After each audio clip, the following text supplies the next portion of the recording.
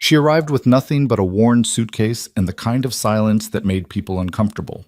And within 48 hours, the entire town of Frost Creek had already decided she didn't belong.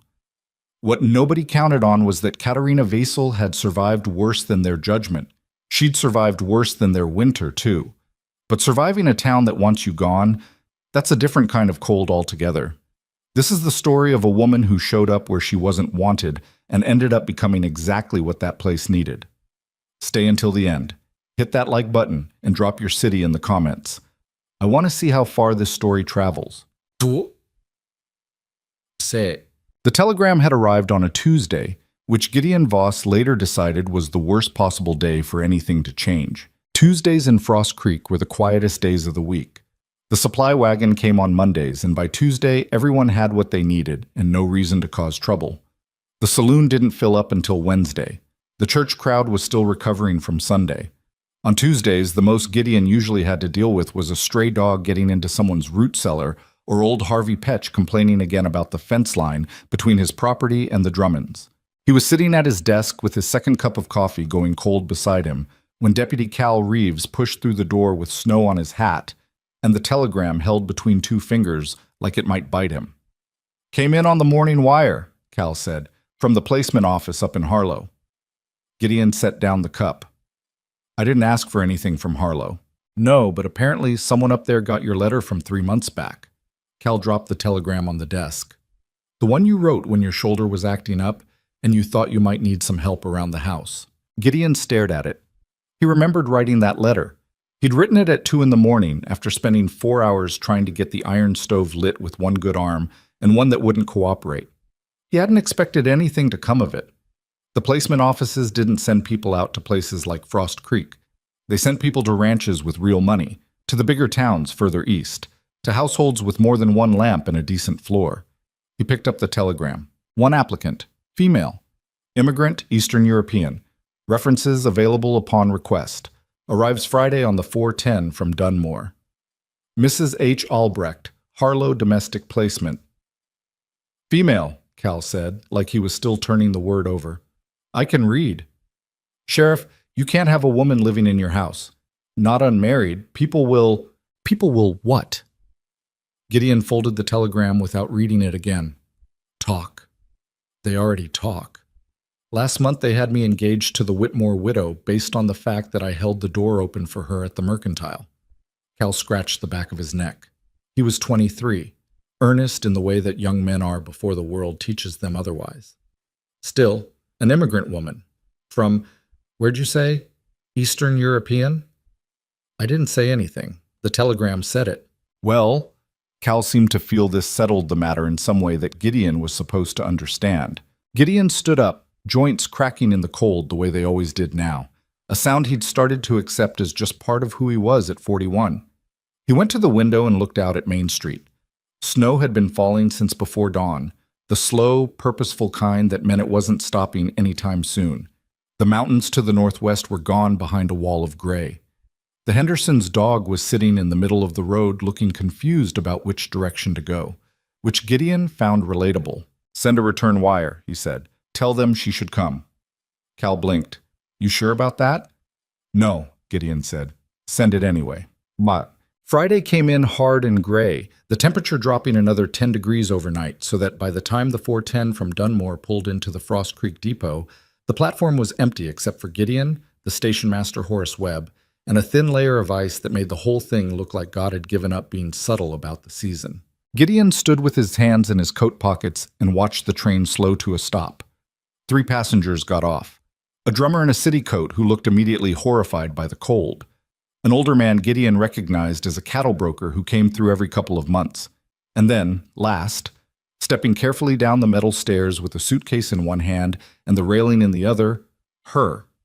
She was not what he'd pictured, though he couldn't have said what he'd pictured exactly.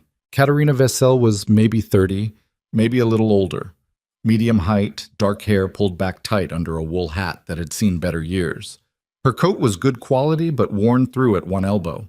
She stood on the platform and looked around Frost Creek the way people look at a place they've been warned about, carefully, without giving anything away. She saw him before he reached her. Probably because he was wearing the badge and walking toward her with the deliberate stride of a man who wasn't sure what he was doing but had decided to commit to it anyway. Sheriff Voss.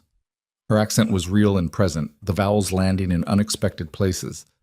Not unpleasant, just different. That's right. He extended his hand and she shook it. A firm shake, not tentative about it. Miss Vaisel, you made it. The train was only 20 minutes late, she said. That is better than I expected. He wasn't sure if that was a joke or a genuine assessment of the railroad's reliability. He reached for her suitcase and she let him take it without argument, which he appreciated. He'd half expected a fight about it. They walked toward Main Street in the early dark of a winter late afternoon, the snow coming down between them.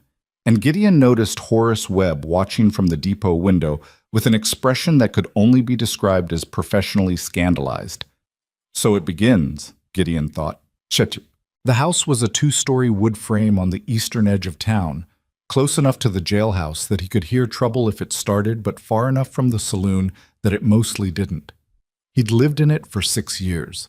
It was not, he'd come to understand, a house that had ever been particularly well cared for. He opened the front door and let her in first. She stood in the front hallway for a moment and looked at the kitchen visible through the doorway. The stack of unwashed iron pans, the woodpile that had migrated indoors and taken up residence against the wrong wall, the curtains that were more gray than whatever color they'd originally been. She didn't say anything. She set her hat on the hook by the door, unwound her scarf, and walked into the kitchen. The stove, she said, looking at it. It works. Mostly. She crouched down and opened the firebox door and looked inside. Then she looked at him with an expression that communicated, without a single word, that she disagreed with his assessment. There is a crack in the firebox wall. You've been losing heat since... How long has it been doing this? Since October, maybe. She made a sound that wasn't quite a word and stood up. I will need a tin repair kit and fire clay. Do you have these? I can get them. And the bedroom situation? The room at the end of the hall upstairs. I use the one at the front. There's a lock on your door. He said this specifically because he'd thought about it, because he wanted it clear. And I want you to use it. She looked at him with something that might have been surprise or reassessment. Thank you, she said, and she meant it. He could tell the difference between courtesy and genuine relief, and this was the latter. There are rules, he said. Decent ones. Nothing that should be a problem. Tell me. He'd actually written them down the night before, which he was now embarrassed about, but he pulled the folded paper from his shirt pocket anyway and read, Breakfast at 6 when I'm in town. Lock up at 10 unless there's a situation at the jail. Your wages are paid on the 1st of the month. You're free to go to town whenever you like. Nobody in this house uninvited without you letting them in first. And if anyone in this town gives you trouble, he looked up from the paper. You come to me. She studied him for a moment. You wrote that down. I wanted to be accurate. For the first time, something changed in her expression. Not quite a smile, not exactly, but the edge of one. A suggestion that somewhere behind the careful composure, there was a person who found things funny. All right, Sheriff, she said. I can work with this. What? The news spread the way. News always spread in Frost Creek, which was to say, it spread before anyone actually knew anything, and then accumulated embellishments the way snow accumulates on a fence rail. Not because it's trying to, but because that's just what the conditions allow. By Saturday morning, the story had gone through at least 4 versions. Version 1, closest to truth. The sheriff had hired a housekeeper from up north. Version 2, the sheriff had hired a foreign woman nobody knew anything about. Version 3, the foreign woman had shown up unannounced and the sheriff had been too polite to turn her away. Version 4, circulating by noon at the Mercantile. The foreign woman was of questionable character and the sheriff had been bamboozled. Gideon heard about version 4 from Cal, who heard it from the Mercantile owner's wife, who had apparently heard it from no discernible original source. People are concerned, Cal said, with the diplomatic helplessness of a young man trapped between his instinct to be loyal to his employer and his genuine belief that the town might have a point. People are bored, Gideon said. It's winter. There's nothing else to talk about. Still, Sheriff, maybe you could put some distance on it. Have her eat separately. Make it clear it's a professional arrangement. Gideon looked at him. Cal, She works in my house. She prepares meals.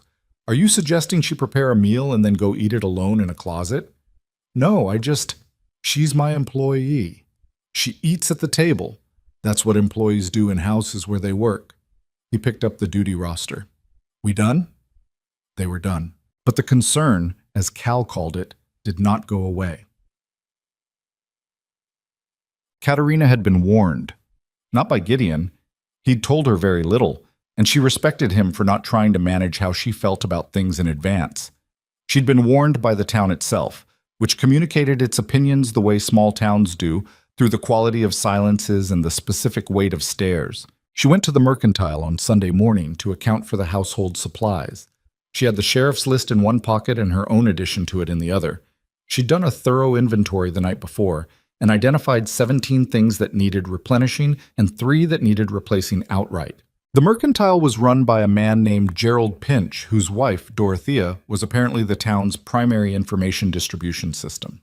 When Katerina walked in, Gerald was behind the counter and Dorothea was standing to the left of the dry goods shelves as though she'd been placed there specifically. "Morning," Katerina said. Gerald returned it. Dorothea looked at her with an expression of studied assessment that Katerina recognized from 11 different towns and 3 different countries.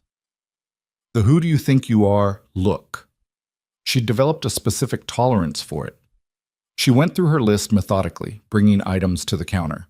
When she got to the fire clay, Gerald hesitated. "That's specialty material," he said. "Got to order it from Harlow." "All right." She hadn't expected it to be easy. "How long?" 10 days, maybe. Depending on the weather." Dorothea spoke from the shelves without turning. "You're the one the sheriff hired." "Yes," Katerina said. "Where are you from exactly?" The exactly was doing specific work in that sentence. Katerina heard it. "Originally from Moravia, more recently from a town called Briar Falls, 2 counties east of Harlow." Moravia. Dorothea turned around now, holding a tin of something she hadn't come to buy. "And you came all the way here to be a housekeeper?" "The placement office matched me to the posting. Yes." "Seems like a long way to travel for a posting." "The posting was available and I was qualified." Katerina laid the money for her purchases on the counter. "I don't see what the distance has to do with it." Dorothea blinked, apparently unused to directness that didn't come wrapped in an apology. "I just meant that a woman alone, traveling so far, is perfectly capable of traveling so far," Katerina said pleasantly. "Thank you for your concern, Mrs. Pinch, Dorothea Pinch." "Mrs. Pinch." Katerina picked up her basket. "Good morning." She walked out into the cold without looking back. It was only when she turned the corner onto the side street that she let out the breath she'd been holding, slow and careful, watching it cloud and disappear in the winter air. She'd learned a long time ago that you could not fight that kind of conversation. You could not win it with argument or evidence.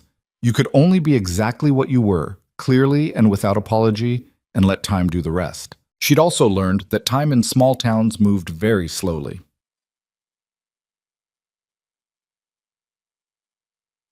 The first real test came 8 days after her arrival. During a Thursday evening she would remember later as the night she understood what kind of man Gideon Voss actually was. She was in the kitchen working on the evening meal, a potato and salt pork stew that was modest but would be hot, which was what mattered when the temperature outside was dropping toward brutal, when she heard the front door open without a knock. She came out of the kitchen to find 2 women in the front hallway. One of them she recognized from the mercantile, not Dorothea Pinch, but one of her associates, a woman with red hair named Louise Carver. The other she hadn't seen before, older, heavily bundled, with the kind of face that suggested she'd been offended by something for so long it had become her resting expression. Neither of them had been invited in. "Is the sheriff home?" Louise asked, looking around the hallway with frank curiosity. "He's at the jail. Is there an emergency?" Katerina kept her voice even. "No, no emergency. We just came to—" Louise glanced at the other woman. "We just came to call." "The sheriff didn't mention he was expecting callers this evening." "Well, we didn't plan it exactly." Louise's eyes were moving around the hallway, cataloging the way people do when they've decided they have a right to inspect things. "We just thought we'd check in, make sure everything was suitable." "Suitable," Katerina repeated. "You being new to town and all." and living here alone with him. The older woman spoke for the first time. Her name, Katerina would learn later, was Estelle Greer, wife of the town's most successful cattle rancher, and apparently the person who had appointed herself the authority on what was and wasn't appropriate in Frost Creek. People have noticed.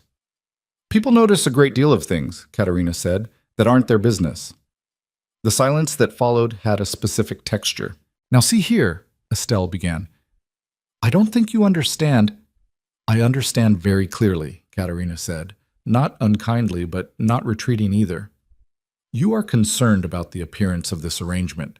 You came here without invitation to satisfy that concern. I am going to ask you both to leave, and the next time you'd like to speak with the sheriff, you can find him at the jail, which is where he currently is. She moved toward the door and held it open. Good evening.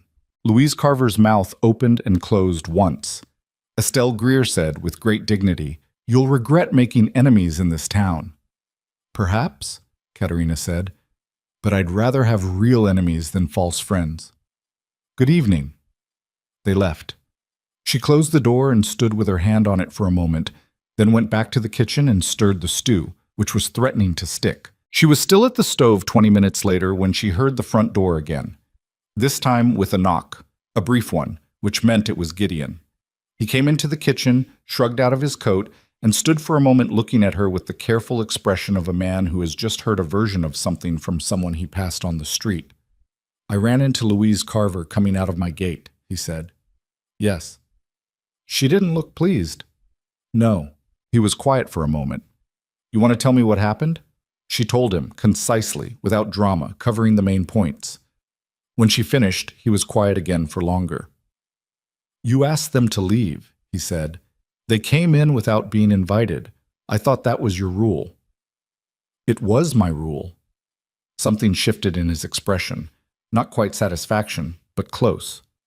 Thank you for enforcing it. I assume that's what you wanted. It is. He pulled out a chair at the kitchen table and sat down. For what it's worth, Estelle Greer has been trying to tell me how to run my house since my wife passed. I've been letting her do it too long.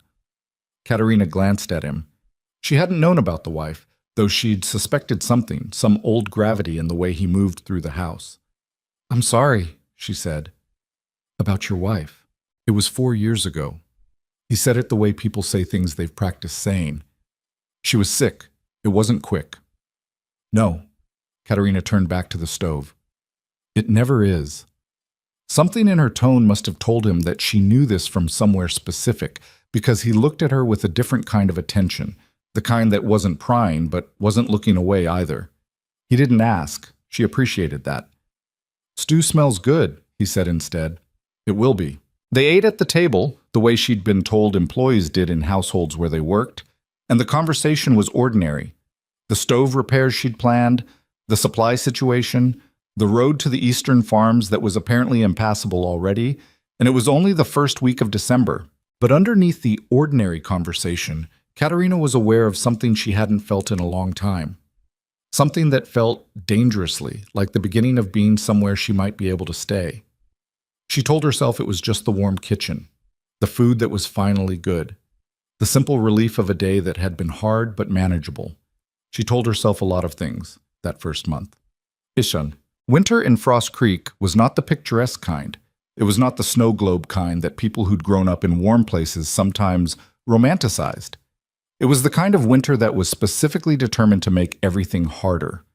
The kind where the cold crept in through walls you thought were solid, where water froze in the pipes if you let the fire drop for 3 hours, where the gray of the sky pressed down on the gray of the ground, and the days were so short they barely seemed to happen. Katerina had grown up in a place with winters like this. She'd survived them before by learning which problems you solve and which you manage and which you simply endure. The stove, for example, was a problem she solved. When the fire clay arrived from Harlow, she patched the firebox crack herself with a careful hand and a lot of patience, working in the cold kitchen with her breath visible in the air. And when she was done, the stove held heat the way it was supposed to, and the house stopped bleeding. Warmth through the wall like it had money to spare. The food situation was a problem she managed. The sheriff's pantry was not abundant, but it was organized poorly, and she reorganized it, stretching what was there in ways that kept meals from being either boring or wasteful. She made broth from bones. She preserved the last of the fall vegetables in salt brine. She did the math on what they had versus what the winter would take, and found that the numbers worked, barely, if she was careful. The town. The town was something she endured. It was not dramatic the way the town treated her. That was the thing about this kind of prejudice. It didn't always announce itself. It was the butcher who suddenly ran out of a cut when she needed it, even though she'd seen it on the counter when she walked in. It was the women who had been talking as she approached a group and fell silent in a way that was designed to be noticed.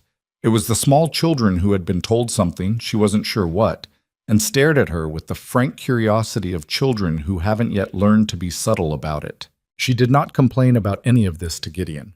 It wasn't his problem to solve. She managed it by being consistent, by showing up at the same places at the same times, by buying what she needed and being polite and leaving without incident. Roots, her mother used to say, don't grow in soil that's turned against you. But sometimes you can convince the soil if you're patient enough. She wasn't always patient. There were days when she walked back from the mercantile with her jaw tight and her hands fisted in her coat pockets, working through the particular anger of being dismissed by people who knew nothing about her. There were nights when the loneliness of her room at the end of the hall pressed in close, and she lay awake listening to the wind in the eaves and wondering, with real fear, whether she had made a mistake. But then morning came and there was work to do, and Katerina was constitutionally incapable of letting available work go undone. December pressed on toward Christmas, and the cold deepened. Gideon came home one evening with a cut along his jawline and a careful way of moving that told her his shoulder had been aggravated. She didn't ask how. She put water on to heat and found the clean cloth she kept for this purpose, and treated the cut while he sat at the table with the particular stillness of a man who has learned to endure being tended to without finding a way to make it easier for whoever was doing it. "Bar fight," he said, without her asking. "Two brothers from the Hawthorne Ranch." It wasn't much. The cut said otherwise, but she didn't argue. "Hold still." "I am holding still." "You're holding still the way people hold still when they intend to move." He actually laughed at that, a short, unguarded laugh that surprised him as much as it surprised her. She'd heard him say things that were dry and occasionally wry, but she hadn't heard him laugh before. It changed his face entirely, made him look like a different version of himself, one that was perhaps closer to accurate. "There," she said, stepping back. "It won't scar badly. Already have enough of those." He touched the cut carefully with 2 fingers, testing it. "Thank you. It's part of the job." "Is it?" "I didn't specify, but it seems reasonable to include it." He looked at her for a moment, and there was something different in the look. Or maybe she was imagining things, which she was very deliberately trying not to do. "You're good at this," he said. "All of it. The house. Managing. Everything. I've had practice." "Where'd you learn?" She considered how much to say. She'd learned from necessity, which was the teacher she knew best. Learned to keep a house because the people who were supposed to keep it couldn't or wouldn't. Learned to manage money because if she didn't, nobody else would. Learned to fix things because broken things didn't fix themselves. She'd learned all of it in a country that had treated her family with the specific cruelty of bureaucratic indifference. And then she'd learned more of it in a country that was supposed to be different and turned out to be different in some ways, but not others. "Necessity," she said. "Mostly." He accepted this without pushing. "I was like that when I was young," he said, "learning things because there wasn't another option." He glanced toward the window, the darkness beyond it, the snow still falling. "My father died when I was 14. Mother had 6 of us to get through the winter. How many made it?" "All of us." A pause. "She was better at it than she knew. Didn't realize it until I was older. That's usually how it works." Katerina picked up the basin and moved toward the kitchen. The people doing the hardest jobs are often the last to recognize how hard they are. She heard his chair push back from the table. She heard him stand, move toward the doorway. He paused there. "Katerina." He didn't use her name often. When he did, she was learning. It was because he meant what came next. "Whatever the town is saying to you, and I know they're saying things, I'm not naive. You should know it doesn't represent how I see things." She stood with the basin in her hands and looked at him. "I hired you because I needed help," he said. "I kept you on because you're—" He stopped. Started again. Because you're the most capable person I've had in this house in 6 years, and the town can form whatever opinion it likes. She thought about what to say to this. She thought about it for a full 5 seconds, which was longer than she usually took. Thank you, she said finally. That means something. Good. He nodded once, the way he nodded when he'd decided something was settled. Good night. Good night, Sheriff. She listened to his footsteps on the stairs. She set the basin in the kitchen and stood at the counter for a moment with her hands flat on the wood, feeling the cold come up through her palms. Don't, she told herself, in her own language, where it sounded like something being locked behind a door. Do not do that. But the thing about warnings you give yourself is that they require a specific kind of discipline that is much harder at the end of a long day, when the house is warm and the stove is working right, when someone has just looked at you and said something true. She was careful. She was disciplined. She knew better than to let a kind word undo 6 months of careful armor. But she stood in that kitchen for a little while longer than she needed to before she put out the lamp and went to bed. Christmas came and went without ceremony. She made a good meal, and he came home at a reasonable hour, and they ate it at the table and talked about the road conditions and the news that had come in on the telegraph from the county seat. The turkey was not quite what it should have been. She'd slightly overestimated the oven's heat, and the breast was a little dry. And she was annoyed at herself about it, and ate quietly until he said, with a completely straight face, that it was the best dry turkey he'd had, which was different from saying it was good, but was somehow exactly what she needed to hear. She fell asleep that night in a house that felt, against all her intentions, less temporary than it had when she arrived. January brought the worst of it. 3 feet of snow in 4 days, and then a temperature drop so severe that the creek froze solid for the first time in what people said was 7 years. 3 families on the outskirts of town were effectively cut off. One of the elderly men who lived alone on the East Road had to be brought in by sled because his firewood had run out. Gideon was gone for 14 hours on a Saturday managing the situation. Katerina spent those hours preparing enough food to feed 8 people for 3 days, on the theory that he'd come back with people in tow, which he did, 4 of them, the elderly man and a family with 2 young children who'd been in a house with a failing roof. She had beds made in the parlor before they arrived. She had soup ready before they'd gotten their coats off. She managed it without panic, without drama, with the flat efficiency of a woman who'd long ago made peace with the fact that emergencies required doing and not discussing. Later, after the family was settled and the old man was asleep in front of the restored fire, Gideon came and stood in the kitchen doorway and looked at her. I didn't know I'd be bringing people back, he said. I figured you might. How'd you know? Because that's the kind of man you are. She said it matter-of-factly, wiping down the counter, not looking at him. It wasn't complicated to figure out. He stood in the doorway for a moment longer. Then, get some sleep if you can. The family will need breakfast early. I know. She turned around. He was still in his coat, still carrying the cold of the long day on him, and he looked tired in a way that had settled into his bones. You should sleep too. I will. He moved away from the door, then stopped. Katerina. Yes? You did well today. She nodded, accepting it without deflecting.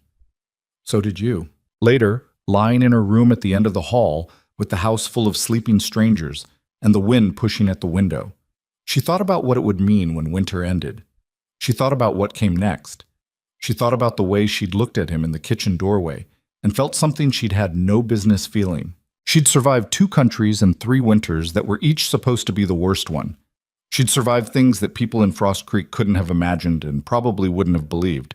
She was not, she told herself firmly, going to be destroyed by one long winter in the right kind of house with the wrong kind of feelings. She pulled the blanket up and closed her eyes. Outside, the snow fell on Frost Creek like it was trying to bury something. And in the morning, she would get up before dawn and make breakfast for 6 people, and the day would begin again, ordinary and extraordinary all at once, the way the best and worst days are. The family stayed 4 days. The children, a girl of maybe 7 and a boy a few years younger, were named Clara and Pete, and they had the specific quality of children who'd been through something frightening and were working hard to act like they hadn't. Clara helped Katerina in the kitchen without being asked, standing on her toes to reach the counter, handling things carefully the way a child does when she's been taught that things are hard to replace. Pete sat near the stove most of the time and didn't say much, but on the second day he started following Gideon around the house at a cautious distance, the way stray animals follow people they've decided might be trustworthy. Their father was a man named Roy Decker, broad-shouldered and quiet, in the way that men get quiet when they've had to ask for help and aren't used to it. He spent the first 2 days trying to make himself useful to the point of being underfoot, and Katerina finally put him to work splitting the wood she'd been managing in smaller amounts because her shoulder wasn't built for it. He spent most of the third day at the woodpile, and when he came in that evening, the particular tension in his jaw had eased somewhat. His wife, Mary, was harder to read. She was polite, grateful, but she watched Katerina with the careful attention of a woman who was still forming an opinion and hadn't decided where she was going to land. On the third morning, she came into the kitchen early, before the children were up, and stood at the doorway in a way that meant she wanted to say something. "You need something?" Katerina asked without turning from the stove. "I wanted to ask you something," Mary said, "and I want you to know it's not meant unkindly." "All right. How do you—" Mary paused, choosing words. "How do you manage it, being here, the way people talk?" Katerina turned around. Mary was maybe her age, maybe a little younger, with the kind of face that had been pretty before worry put its marks on it. She was asking something real. "I've lived in places where the talking was worse," Katerina said, "and for reasons that made less sense." "Doesn't it make you angry?" "Yes." She turned back to the stove. "But angry doesn't heat the house." Mary was quiet for a moment. Then, "My husband's cousin said things about you when we first came here." She said it flat, owning it. "I didn't stop him. People say things." Still, a pause. "I'm sorry I didn't stop him." Katerina looked at her again. Mary was looking at the floor, genuinely uncomfortable, not performing it. "Thank you," Katerina said. "That's decent of you to say." They didn't become friends that morning exactly, but something shifted. By the time the Deckers left on the fourth day, the road clear enough, Roy's brother having come with a sled, Mary pressed Katerina's hand at the door in a way that was different from politeness. It was recognition. One woman telling another that she'd been seen. Katerina stood on the porch and watched them go, the children bundled into the sled, Pete waving with his whole arm the way small children wave. She stood there until they were out of sight, and then the cold reminded her she'd left the kitchen door open, and she went back inside. The house felt larger without them in it. February arrived and did not improve anything. The wood supply that had seemed sufficient became a concern. The road to the timber merchant stayed closed for 11 days, and Katerina spent those 11 days being precise about the stove in a way that required her full attention, keeping it hot enough to keep the pipes from freezing, not so hot that they burned through their reserves by the first week.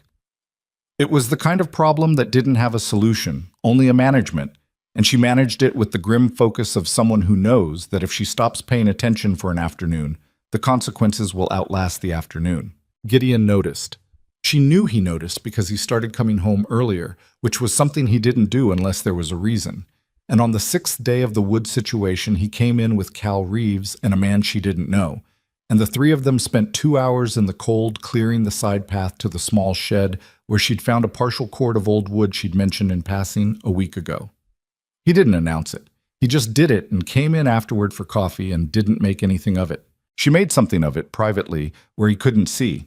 The trouble with a man who did things without making a production of them was that it made it very hard to maintain a sensible distance. On the 14th of February, which she registered and then immediately tried not to register, she baked bread using the last of the good flour.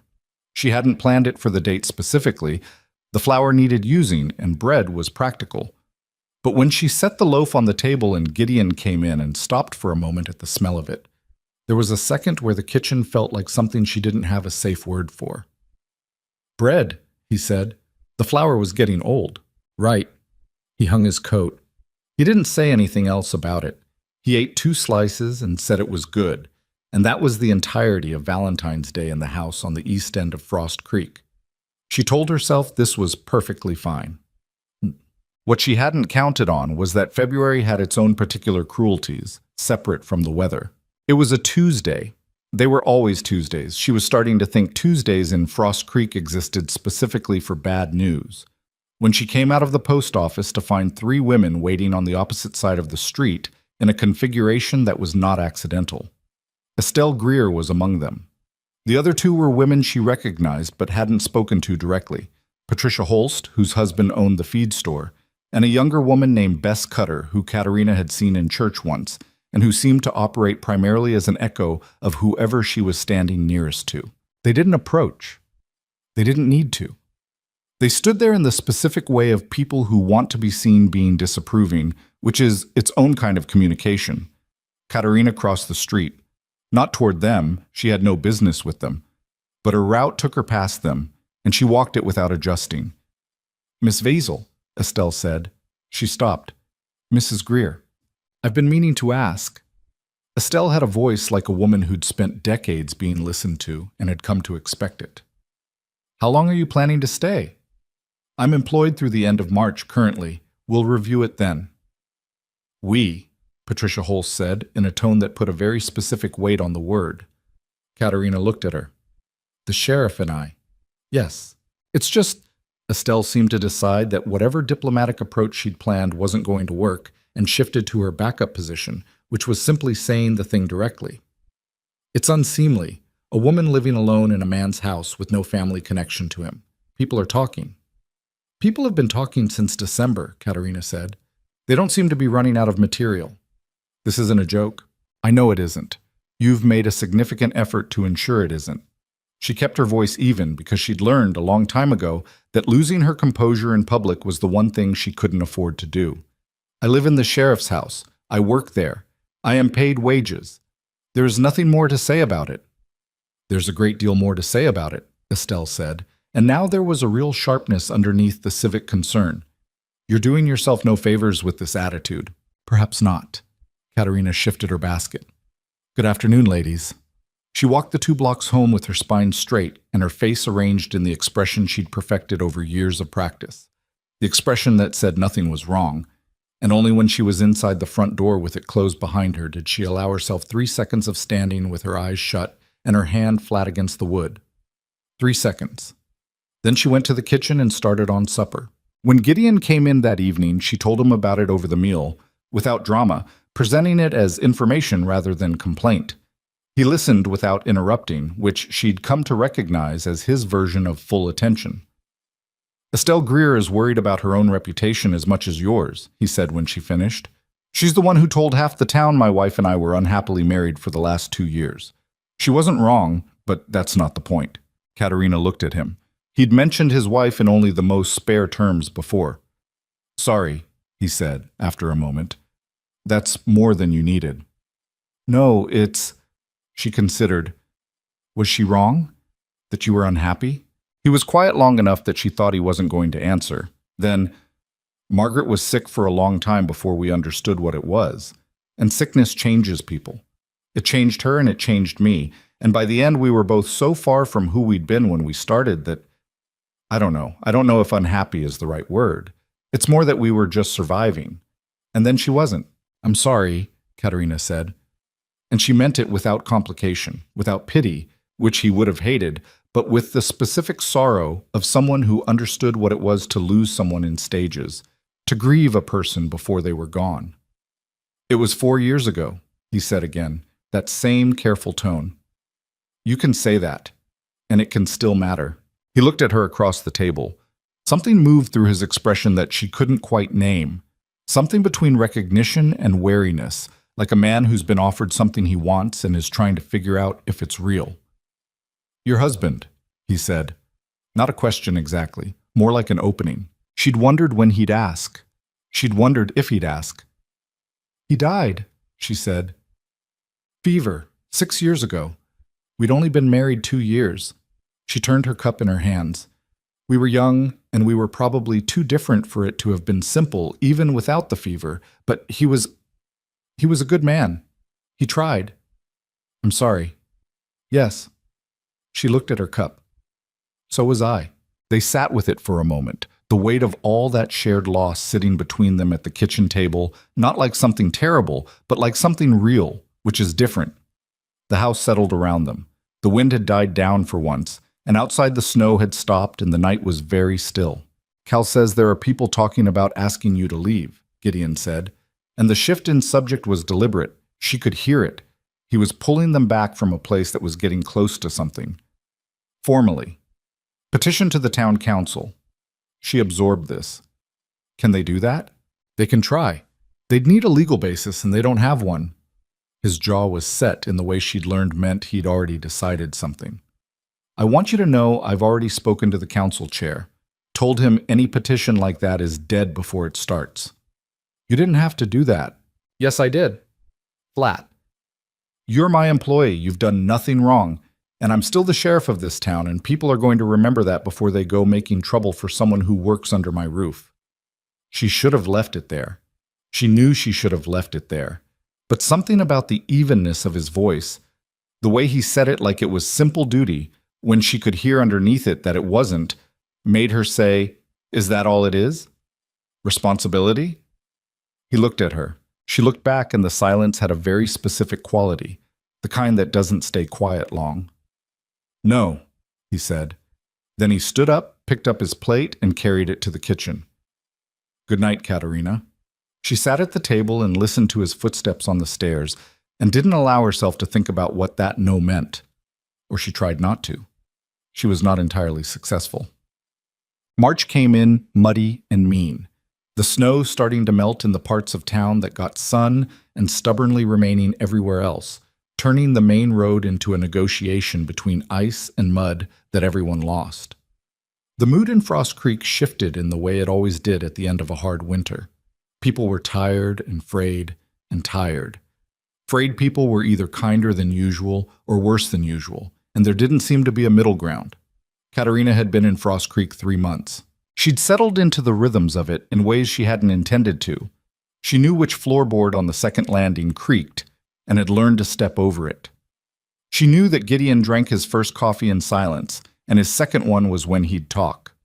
She knew that Cal Reeves stopped by on Thursday mornings, usually with some minor crisis that was his way of actually checking that things were fine, and she'd started having an extra cup ready on the counter by the time he knocked. She also knew, from conversation and from the particular way that small-town information moved through the air like weather, that something had shifted slightly in how certain people saw her. The Deckers had been talking. Roy Decker had told the story of the January storm 3 times that she knew of, and in his version, which was apparently accurate, which surprised her, she'd had the beds ready before they arrived and the soup hot before they'd gotten their coats off. Mary Decker had apparently said something to Louise Carver that had traveled, as these things do, through the town's unofficial communication system and arrived somewhere useful. It wasn't acceptance. It wasn't warmth for most of them. But the quality of the stares had changed, less hostile, more uncertain, which was better. Uncertainty meant people were still deciding, and people who were still deciding could be moved. She was moved unexpectedly by Gerald Pinch at the Mercantile. She'd come in for the usual supplies, and Gerald was alone behind the counter for once, Dorothea absent for reasons he didn't explain. He was a small, round man who looked like he'd come with the building, and he'd always been polite if uninformative. He packed her basket and totaled her goods, and then paused before he took her money. "My daughter," he said. He stopped. Started again. "My daughter is coming to visit. She's been sick, on and off, most of the winter, up in Harlow. Her husband's not much help." He said this with the flat tone of a man who has spent significant effort developing a neutral way to say, "I dislike my son-in-law." "She'll have the 2 little ones with her." "I'm sorry to hear she's been unwell," Katerina said. Yes. He was looking at the counter. He seemed to be having an argument with himself that she was witnessing the middle of. "Dorothea talks too much." "I know she does. She doesn't mean harm by it." "Most people don't," Katerina said. "Mean harm, that is. That doesn't always make it easier." He looked up. His face was doing something complicated. "No," he said. "I suppose it doesn't." He took her money. "Fire clay if you need it again. I'll make sure we keep some in." She walked out of the Mercantile into the gray March afternoon and stood on the step for a moment, surprised in the small, specific way she'd learned to value. Not the big surprise of a life turned upside down, but the smaller one of a person doing something decent when you weren't expecting it. It wasn't forgiveness. It wasn't even apology. It was Gerald Pinch telling her, in the only language available to him, that he'd noticed, and it wasn't all right, and he was going to do something small about it. She'd take it. The first real day that felt like spring, cold still, the mornings frozen, but the afternoon light doing something different, arriving at an angle that meant the season was turning. Gideon came home at an unusual hour, late afternoon instead of evening, and stood in the kitchen doorway watching her work. She'd been there long enough now that she didn't startle at sounds anymore. She heard his horse, then his boots on the step, then the specific sound of him hanging his coat on the hook rather than over the chair, which meant it was a considered return and not an emergency one. She was cutting vegetables. She kept cutting them.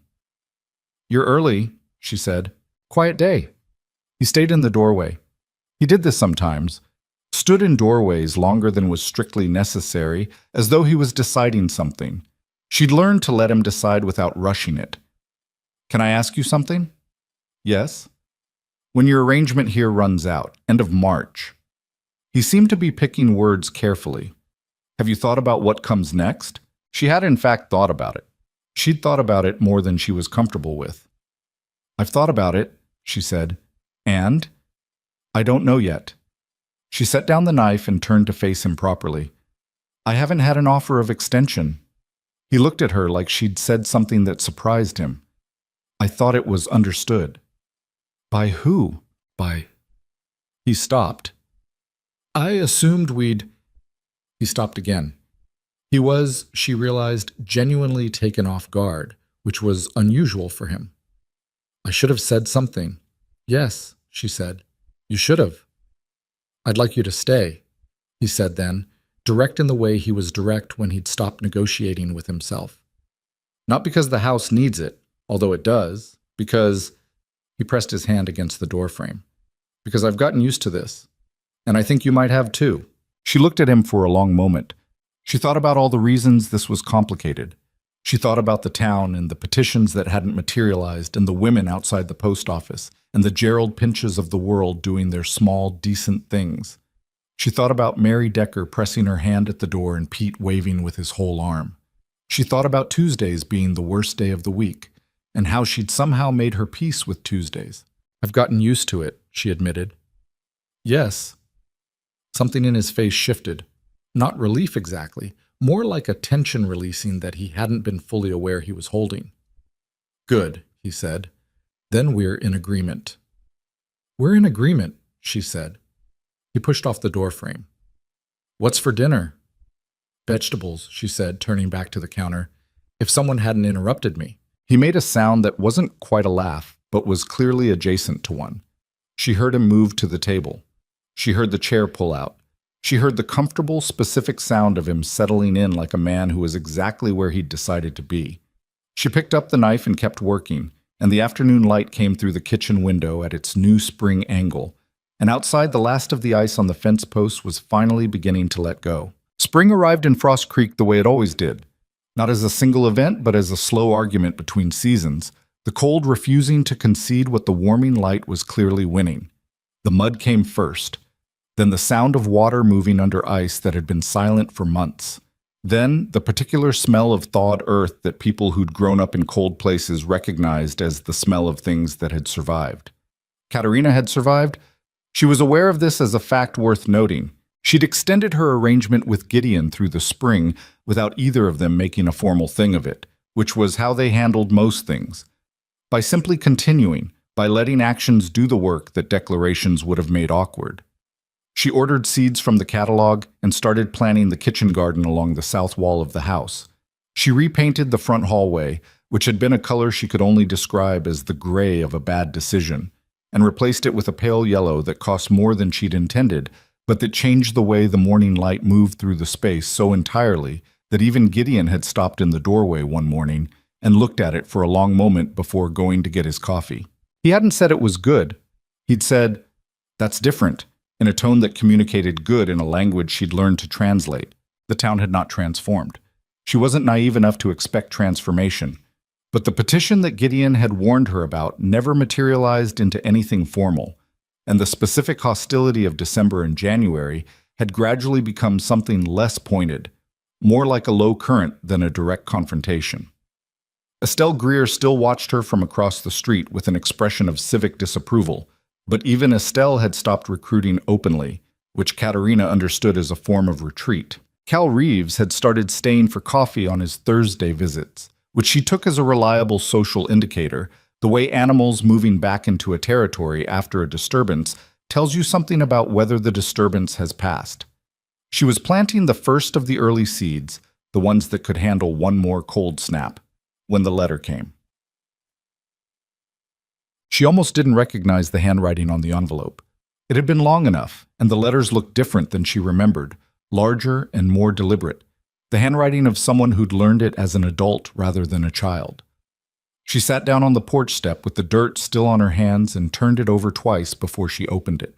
Her brother Tomasz had been 17 when she left Moravia. He was 26 now. She did the math in her head, and the number felt impossible in both directions. Too long and too short for everything that had happened in the space between.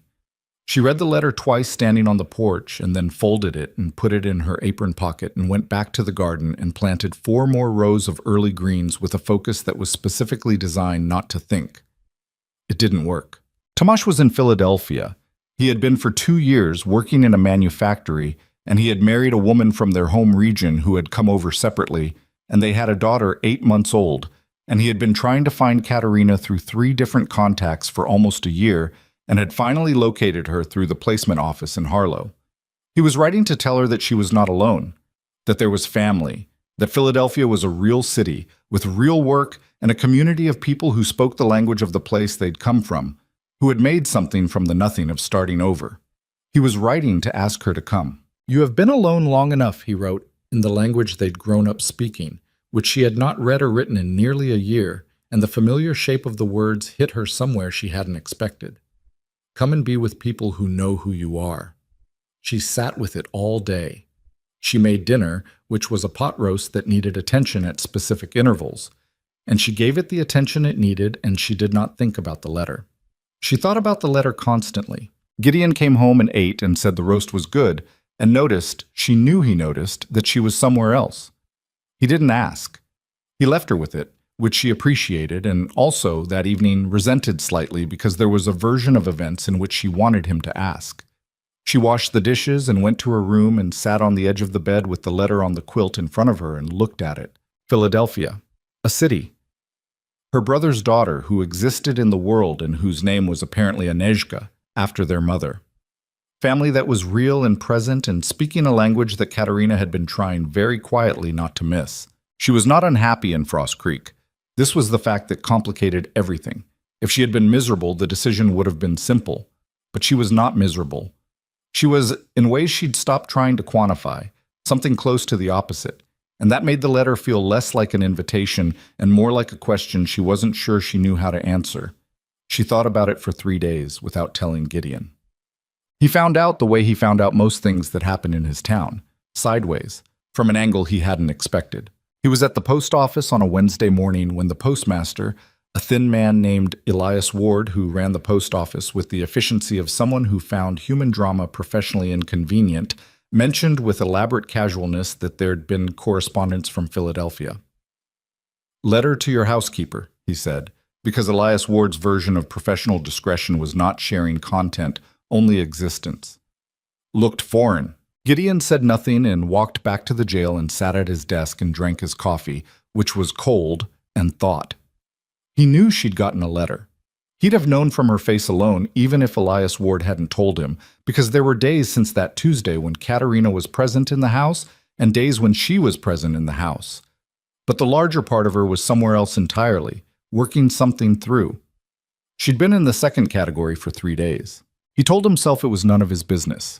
He was her employer.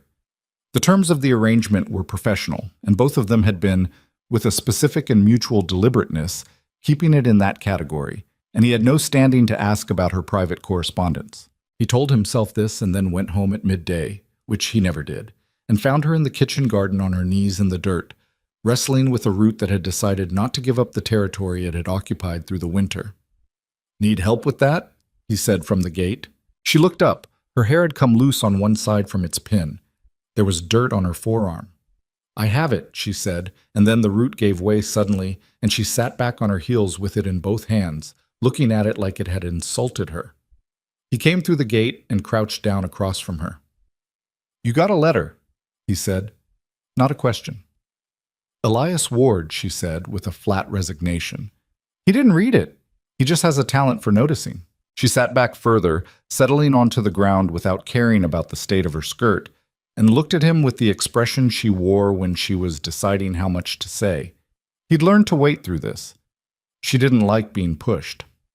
"From my brother," she said finally, "in Philadelphia." "You have a brother." "I didn't know where he was for 5 years." She looked at the root in her hands. "He found me through the placement office." "What does he want?" "He wants me to come."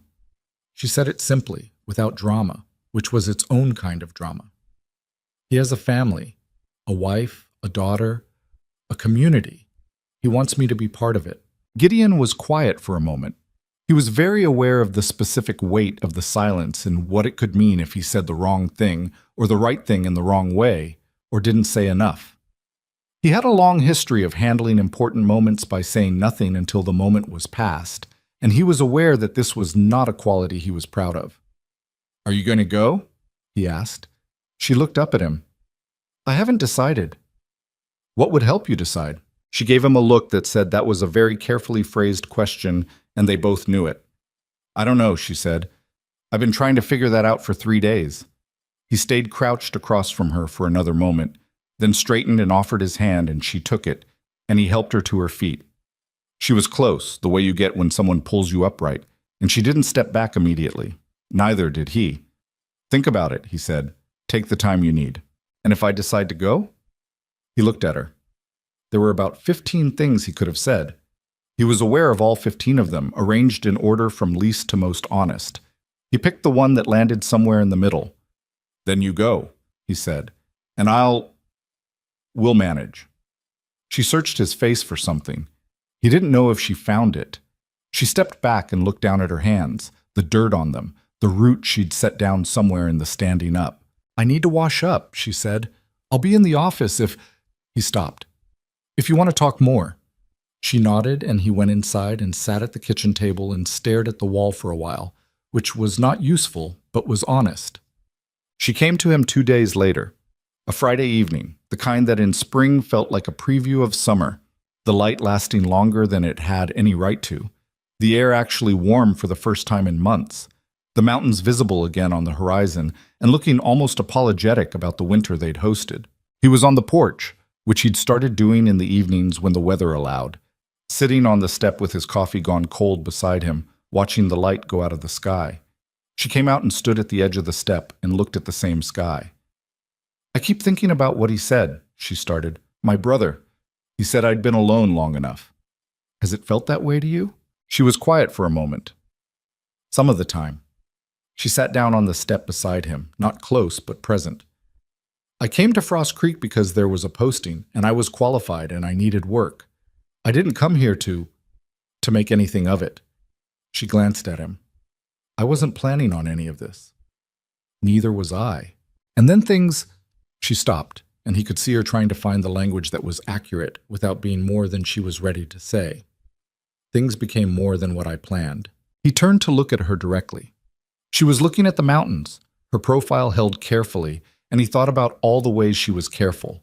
Careful with him, careful with herself, careful with the town, carrying this enormous competence and this enormous wariness in the same body and making them look like the same thing. "Katerina," he said. She turned. He'd thought about this. He'd spent 2 days thinking about it, turning it over the way you turn over something you're not sure is safe to hold. He'd thought about duty, and he'd thought about the specific loneliness of the last 4 years, and he'd thought about February bread and the yellow hallway, and the way she'd handled Estelle Greer with more grace than Estelle Greer deserved. "I don't want you to go," he said. "I want to say that plainly, so you know exactly what I mean. Not because the house needs a housekeeper, because He stopped on the word. Tried again. "Because when I think about this place without you in it, it goes back to being just a house. And it hasn't felt like just a house in months. She looked at him. He looked back. The evening light was doing something flattering to both of them, which he was vaguely aware was beside the point. "That's not fair to say to me," she said, but her voice was not angry. It was something more complicated than angry. "I know," he said. "I'm saying it anyway." "You're saying it now," she said. 5 months in, when I have a reason to leave." Something moved across her face, frustration, he thought, and underneath it something softer. Where was this in January? In February? In January and February I was being... He searched for the word. "Careful. Careful," she repeated. "I've been careful since Margaret died. About everything." He said it plainly because she deserved plain. "I got very good at it. And then you've been here and I've been careful about that too, and I'm done being careful about this particular thing." She looked away.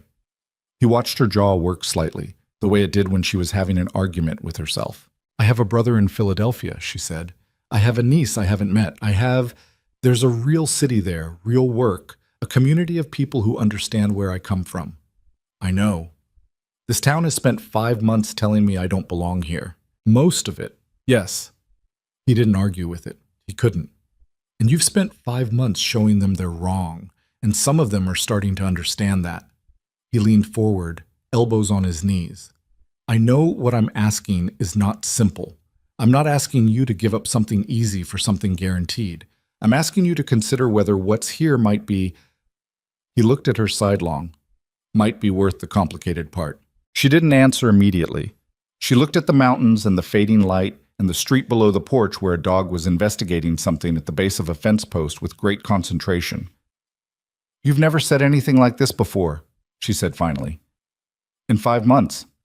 I know. Men who can't say things before there's a crisis."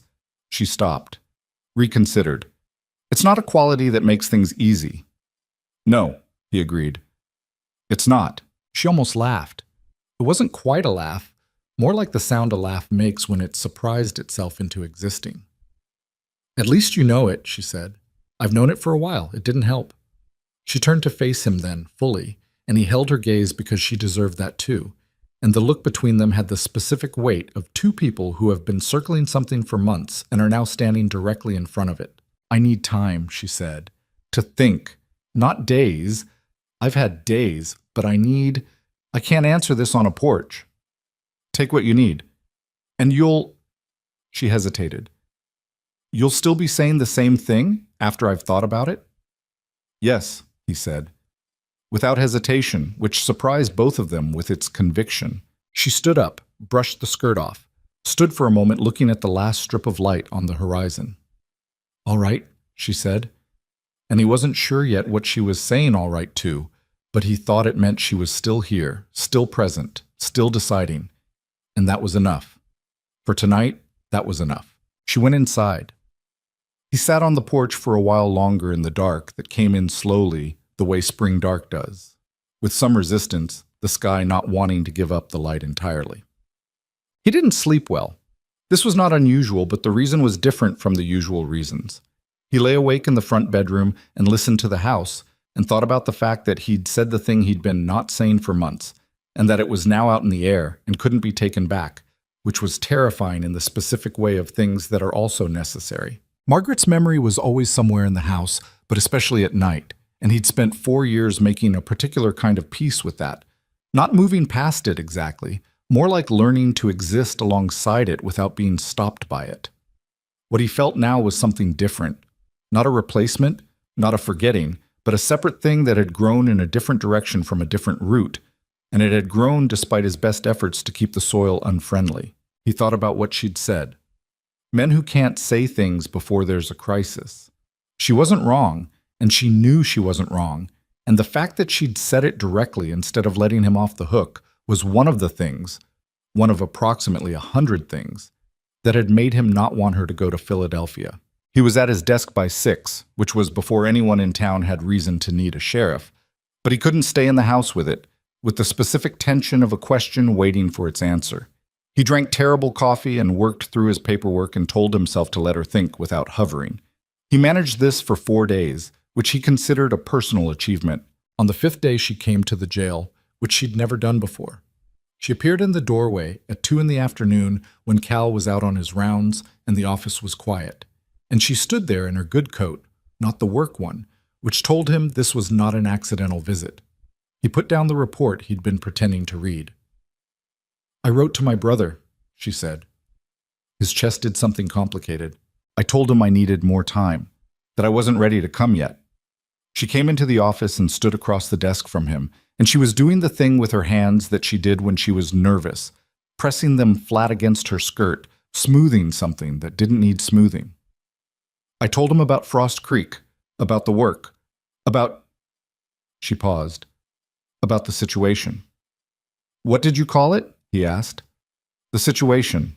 I told him there was a man," she said, "whose house I worked in, who had said something." She looked at him steadily. "I told him I was still thinking about it." "And you're still thinking about it." "I'm still thinking about it," she confirmed. "But I wanted you to know that I wrote to him, that I asked for more time, that I'm not gone." He stood up. He didn't plan it. He just did it, the way the body sometimes makes decisions before the mind is involved. He came around the desk and stopped an arm's length from her. "Thank you for telling me," he said. "I thought you should know." She looked at him, and there was something unguarded in it, something she'd stopped working to conceal. "I'm scared," she said. "I want you to know that. This isn't easy for me." "I know. You might be wrong about what you feel. You might be... This is a winter's worth of proximity.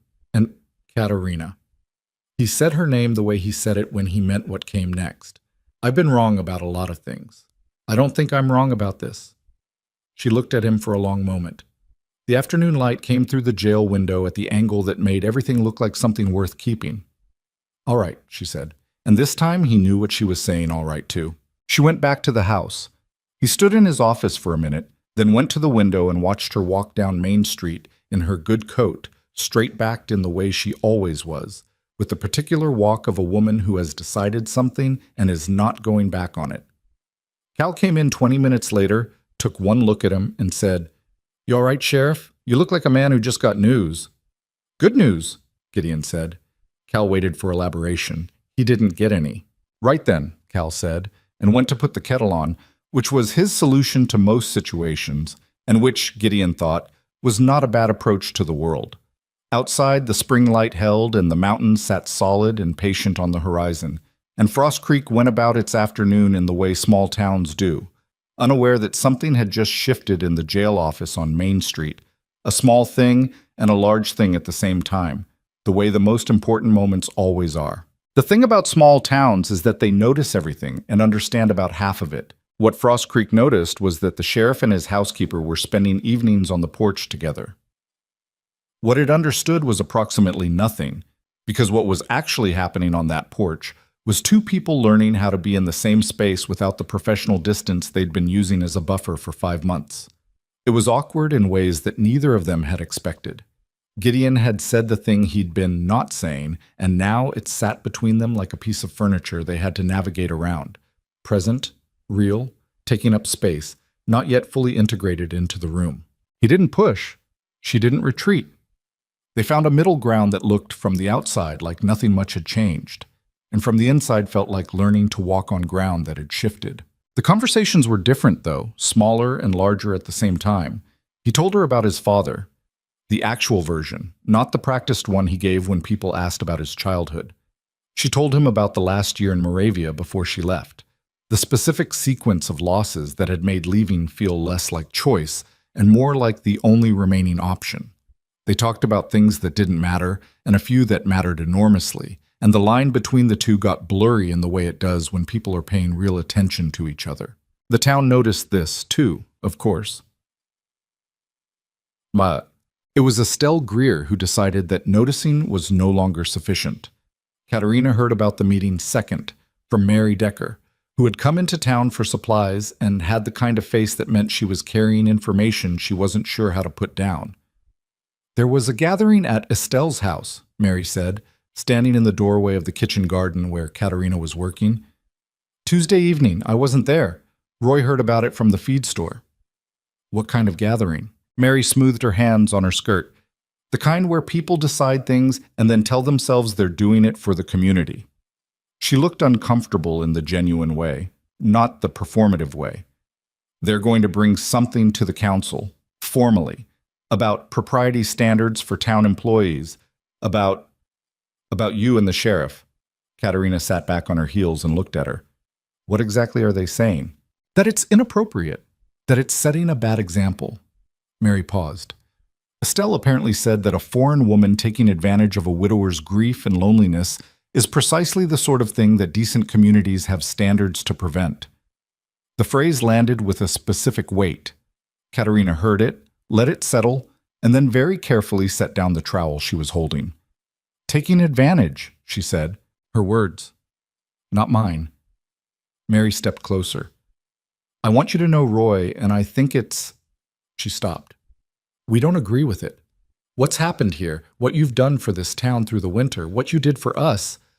Roy said something at the feed store that I'm not sure landed well for him, but he said it.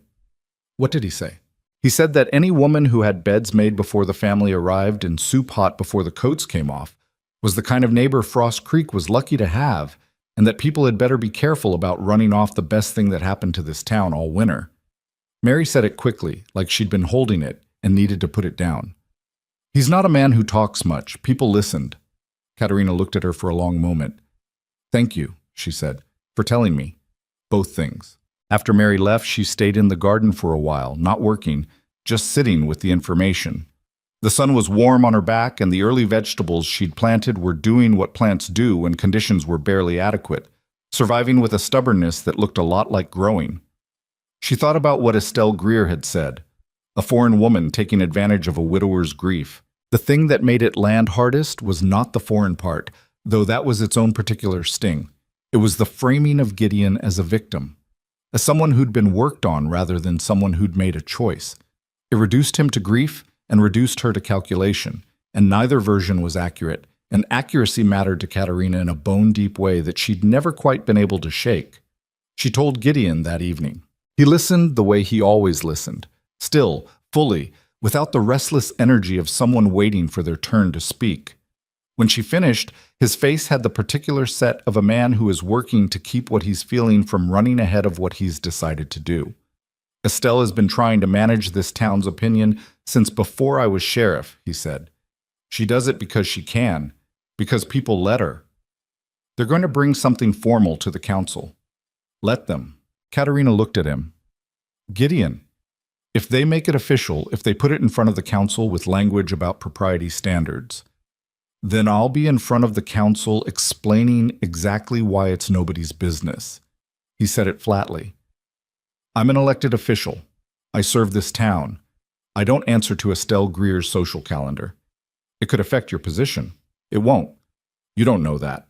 No, he admitted. But I know that the men on that council have seen me work for 6 years, and I know that the case against you is that you kept my house well and got through a hard winter without complaint and apparently helped the Decker family survive January, which is not exactly the portrait of a woman taking advantage of anyone. He looked at her. Is it? She was quiet for a moment. No. Then we'll manage the council when the council needs managing. He leaned back in his chair. What I'm more concerned about is what you want to do about it. Because there's managing it legally, and there's the other thing. What other thing?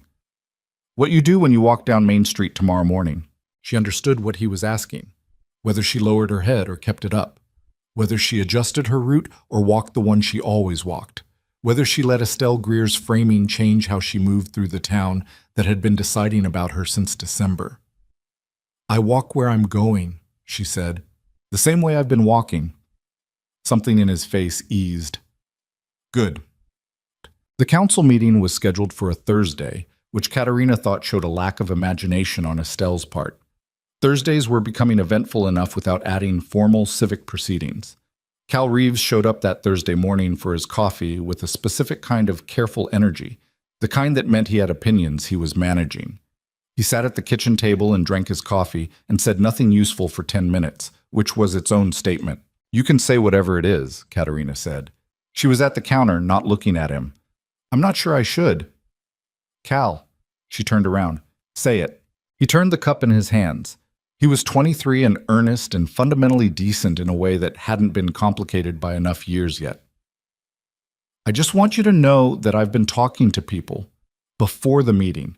I'm not good at this kind of thing. I'm not Gideon. I can't go in there and make it sound official and clear.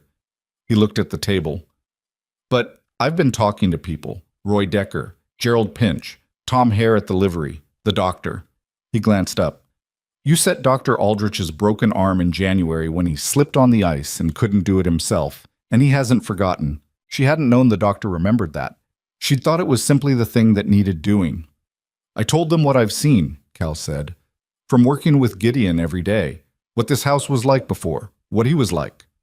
He stopped, embarrassed. He was not. He was getting through. That's the best I could say for it. He was getting through the days. He looked at her directly. He's not just getting through anymore. And that matters to people who care about him. Katerina held onto the counter edge behind her. Thank you, she said, and meant it in a way that was hard to articulate.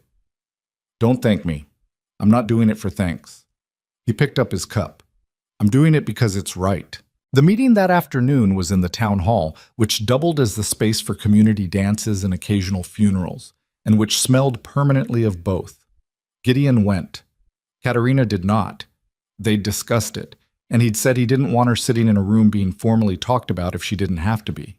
And she'd agreed because she didn't want that either, and also because she thought her presence might make some of the men on the council perform for an audience rather than actually think. She kept herself occupied with the garden, though occupied was generous as a description. She planted 2 rows of something she immediately forgot the name of, and then sat on the back step and waited. He came home 2 hours later.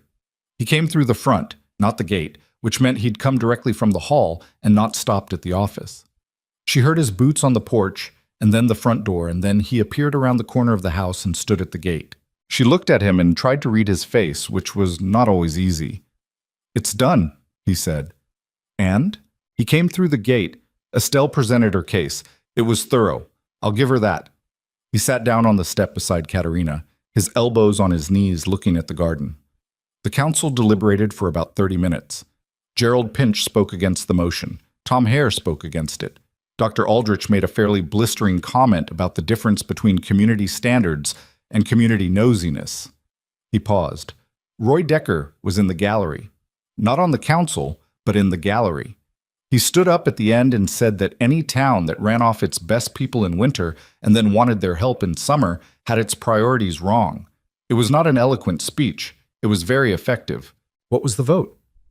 5-2 against the motion? He looked at her. It's dead. Formally and officially. She let out a breath she'd been holding since Tuesday. It came out longer than she expected. Estelle, she said. Estelle left before the vote was finished, which tells you something.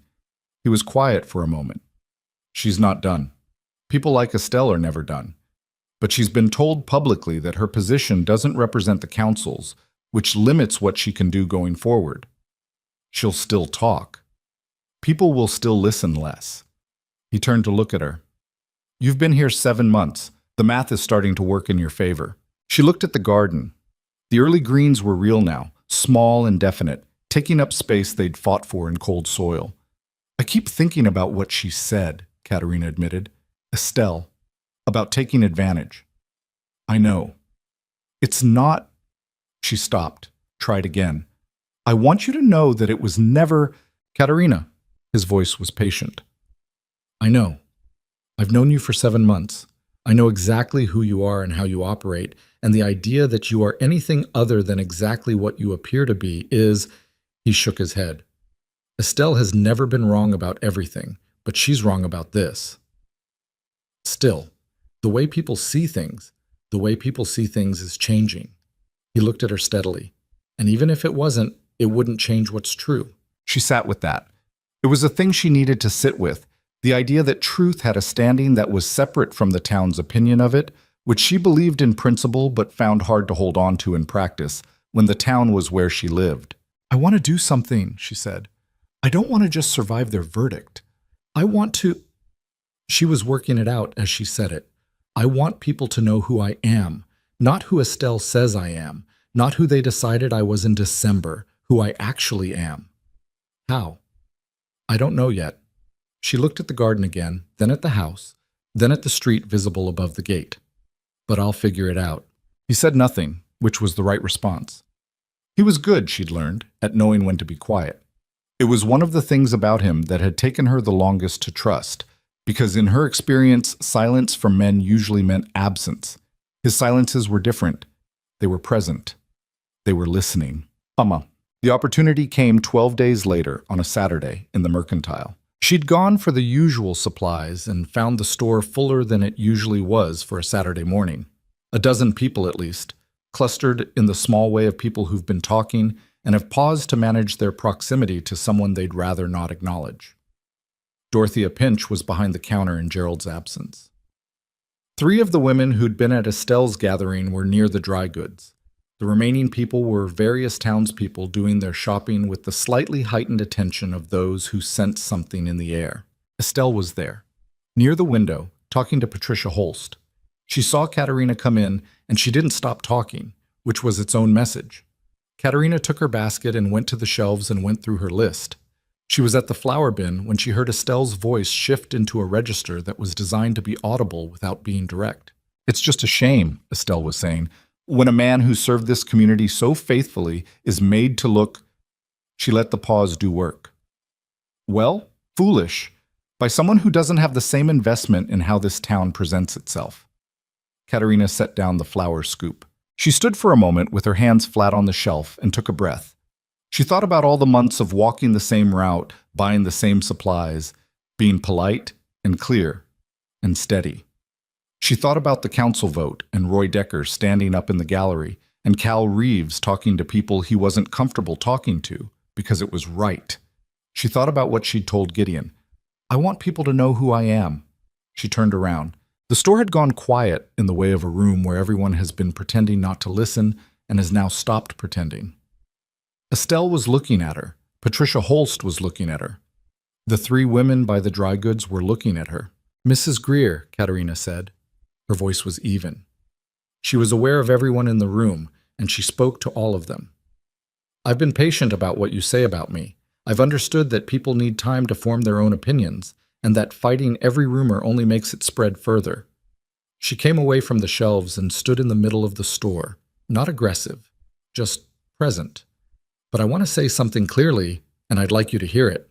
Estelle's expression was the one she wore when she was calculating. "You're welcome to say whatever you like. I came to Frost Creek in December with a suitcase and a work contract," Katerina said. "I have earned every dollar of my wages. I have kept a household through the worst winter this town has had in years. I have not asked anyone for anything I wasn't entitled to, and I have not taken anything that wasn't offered." She paused. "I am not taking advantage of Gideon Voss.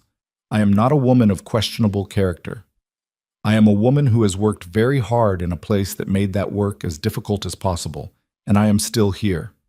She looked around the room, taking in the faces. "I'm proud of what I've built here. I will not apologize for it. Not to you, not to this council, not to anyone." The silence in the store had a particular quality. Not hostile, something more complicated. The attention of people who are recalibrating. Estelle's face had gone through several expressions and landed on something Katerina hadn't seen on it before. Not respect exactly, more like a reluctant acknowledgement that the terrain had changed. "I'm sure," Estelle said finally, "that you've worked very hard." It wasn't an apology, it wasn't a concession, but it was the most Estelle Greer had offered since December, and in the economy of this town, Katerina understood that it meant something. "Thank you," Katerina said pleasantly, and went back to the flour bin. The store slowly resumed its business. Someone near the back started talking again, and then someone else, and the particular tension of the moment released into ordinary Saturday morning noise. Dorothea Pinch, when Katerina brought her purchases to the counter, met her eyes directly for the first time since she'd arrived in Frost Creek. "The fire clay," Dorothea said. "Gerald said to tell you we keep it in stock now, regular." "That's useful to know," Katerina said. "Thank you." She walked back through town with her basket, and the walk was the same walk it had always been, and also it was different. Not because the people she passed were different, most of them were not, but because she was carrying herself differently, not with new confidence exactly, but with something that had been present all along and had simply stopped being contained. She walked the route she always walked, She didn't adjust. That evening, she told Gideon what had happened. He listened without interrupting as always, and when she finished, he was quiet for a moment. Dorothea Pinch said you could come to her about the fire clay, he said. Yes. Dorothea Pinch has never offered anything to anyone without her husband telling her to. He considered this. Gerald's been moving in this direction for a while. I think she's following. People follow when they see where things are going, Katerina said. They wait to see who wins. And who won? She looked at him. The evening was warm, properly warm now, summer beginning to press at the edges of spring, and the porch was where they both ended up in the evenings without planning it. I'm not sure winning is the right frame, she said. I just said what was true. What happens after that is…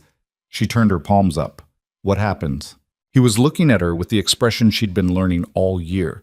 The one that wasn't complicated exactly, but was layered, one thing visible under another. You were shaking, he said.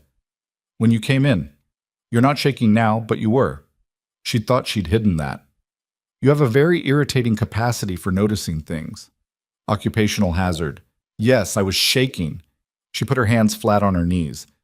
It doesn't mean I wasn't going to do it. It just means it was hard. Harder things have a tendency to matter more. She looked at him. He was watching her with the steady attention that she'd fought against trusting for 7 months and had lost the fight against sometime in February and had simply stopped admitting until recently. Yes, she said. They do. He reached over and put his hand over hers on her knee. Not a declaration, not a gesture designed for effect. Just his hand over hers, warm and deliberate.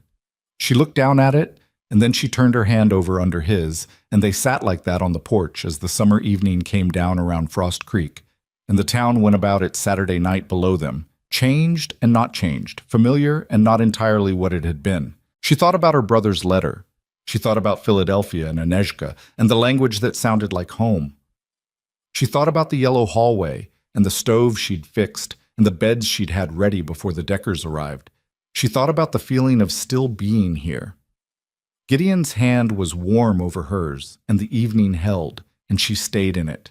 Summer came to Frost Creek the way good things sometimes come, quietly, without announcement.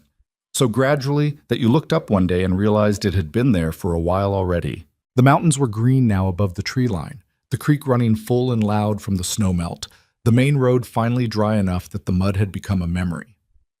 People were already arguing about each version of the winter slightly worse in the retelling than it had actually been. That was the thing about hard seasons. Once they were over, people needed them to have been harder than they were, because surviving something ordinary didn't make for much of a story. Katerina had her own version of the winter. She didn't tell it often. What she did, on a Tuesday morning in late June, and she had come to understand that her relationship with Tuesdays was permanently complicated, was sit at the kitchen table with a cup of coffee going cold in front of her and a letter she'd just written to her brother Tomasz in Philadelphia, and read it back to herself before she sealed it. She told him she wasn't coming. Not as a permanent answer, she'd learned enough about permanence to be careful with that word, but as an answer for now, for this year, for the life that had assembled itself around her in Frost Creek in ways she hadn't planned and couldn't have predicted. She'd told him about Gideon without quite telling him everything, because some things resisted being put in letters, and she told him about the house and the garden and the town that had taken so long to decide about her and was still, in some corners, deciding. She told him she wanted him to come visit, that she wanted to meet Anezhka, that the railroad ran through Dunmore now and the connection to Frost Creek was only a half-day's travel, which was not nothing but was not impossible either. She sealed the letter and took it to the post office and came back and made a fresh cup of coffee and thought about what she'd done. Not with regret.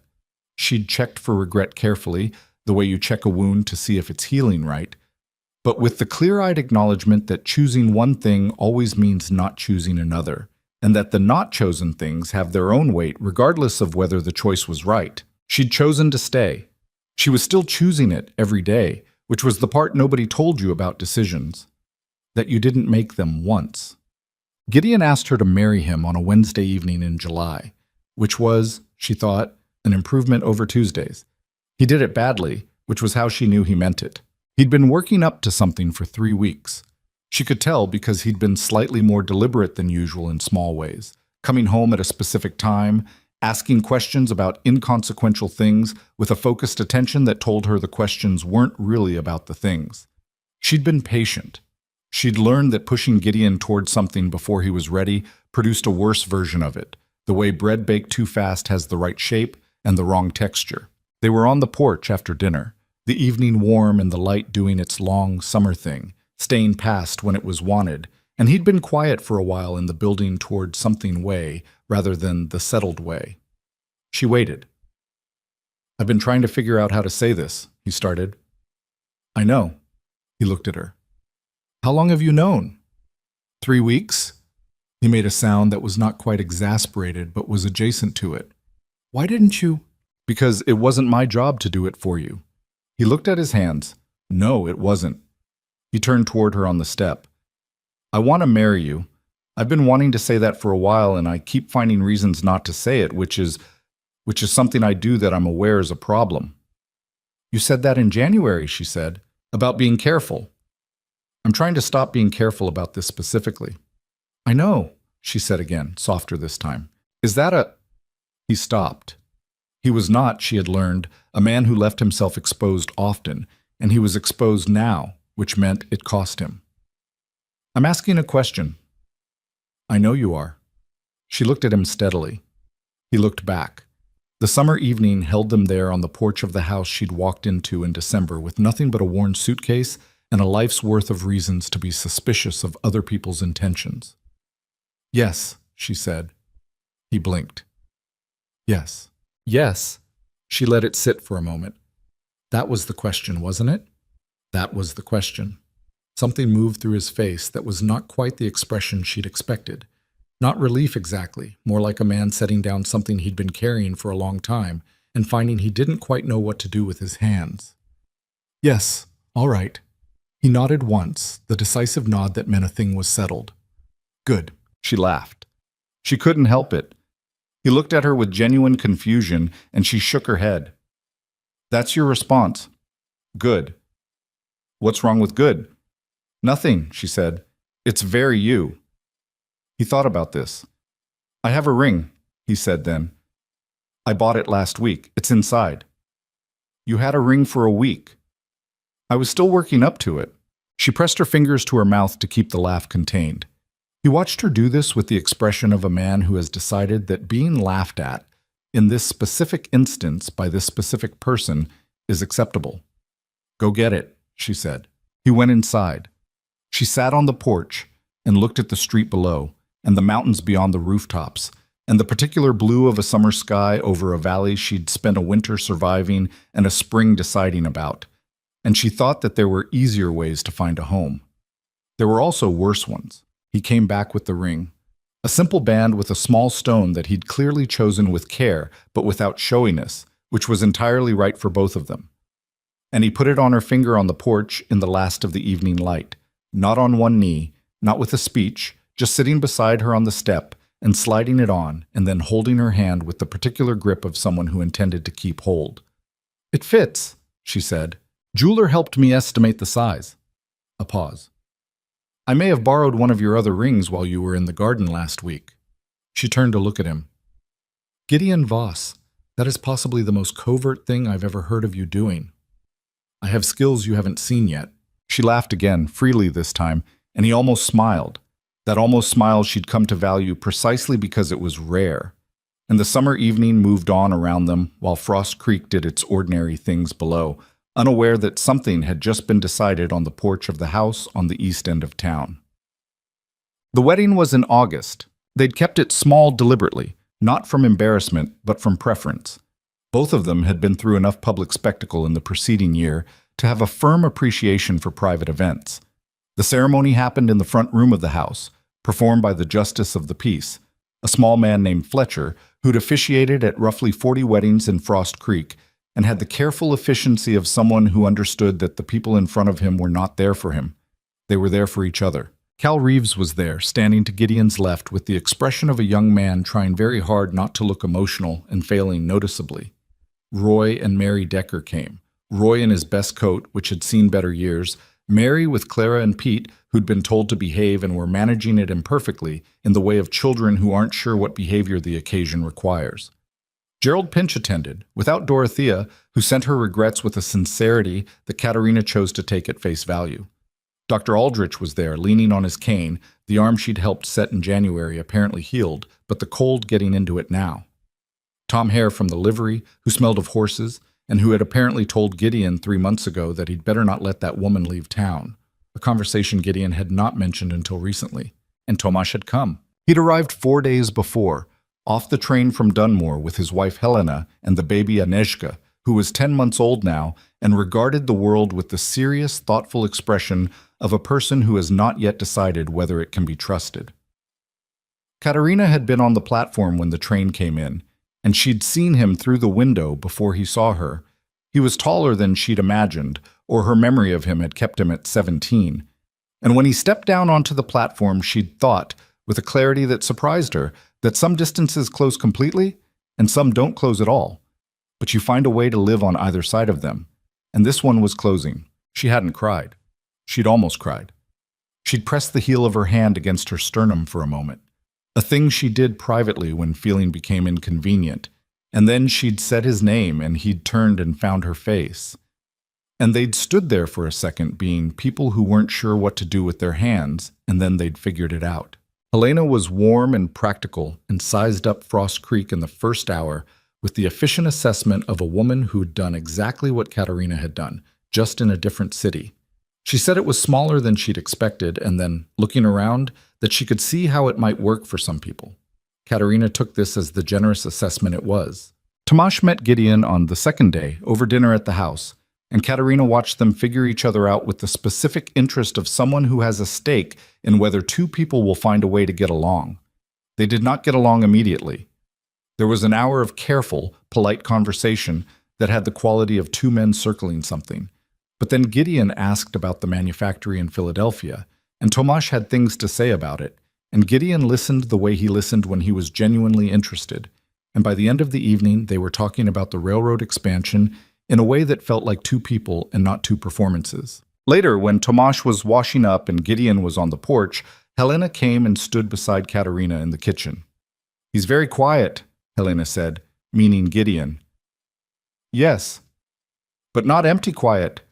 Some men are quiet because there's nothing in there." She considered. "He's quiet because he's paying attention." "That's exactly right," Katerina said. "Good." Helena handed her a dish to dry. "That's the kind worth keeping." The wedding was short and real. Fletcher read the words. They said the words back. Gideon held her hand through the whole of it with the same grip he'd used on the porch. Firm, deliberate, not showy. She wore a dress she'd made herself from fabric she'd ordered from Harlow, a dark blue that was not a bridal color by anyone's convention, but that she'd chosen because it was right, and she was done making choices based on what was conventional. Pete Decker asked, in the middle of the reception that spilled onto the porch and the front garden, whether the sheriff and Katerina were going to move to a bigger house now. He asked this with the directness of a 7-year-old who sees no reason to be tactful. Gideon crouched down to his level and said he thought this house was about the right size. Pete considered this and said he supposed so and went to find Clara. Tomasz gave a small speech. He was not a natural speaker and he knew it, and the speech was short because of this rather than despite it. He said that he had spent years not knowing where his sister was, and that finding her in a place like this, with people like these, made him understand that the worst thing about being separated from family was not knowing if they were all right. He said he now knew she was all right. He looked at Gideon when he said the last part. Gideon nodded once. Tomasz sat down and drank his whiskey. Cal Reeves did not give a speech. He stood near the porch railing and looked at the mountains for a while and then came and shook Gideon's hand and said, "You did good," which was all he said and which was enough. Katerina held Agnieszka for an hour in the afternoon. The baby regarded her with the solemn attention of very young children and then grabbed her finger and held it, which felt, in the way that small things sometimes feel like large things, like something important being confirmed. She thought about her mother, whose name the baby carried. She thought about the country she'd left and the country she'd come to, and the specific country of a life you'd made from the material available, which was not always the material you'd have chosen, but which was yours, in a way that chosen things sometimes weren't. She didn't say any of this. She sat with the baby in the afternoon shade of the porch while the wedding went on around her and felt, without trying to qualify it, that she was exactly where she was supposed to be. The railroad came to Frost Creek in September, not directly. The main line ran through Dunmore, 20 miles east, but the spur line they'd been talking about for 3 years was finally approved, and the survey crews arrived in late August, and by September the first of the construction teams was in town. It brought work, and it brought strangers, and it brought the particular energy of a place that is changing, which is exciting and disorienting in equal measure, and tends to surface everyone's opinion about what the town is and what it should become. Gideon was in the middle of most of it, because that was his job, managing the arrival of 100 new workers, the disputes that followed, the business interests that saw opportunity, and the residents who saw disruption. He came home tired in ways he hadn't been tired since January, the tired that comes from managing people rather than weather. Katerina managed the house and helped where she could, which turned out to be more places than she'd expected. Several of the construction foremen needed correspondence written. They could speak well enough, but writing in English was harder.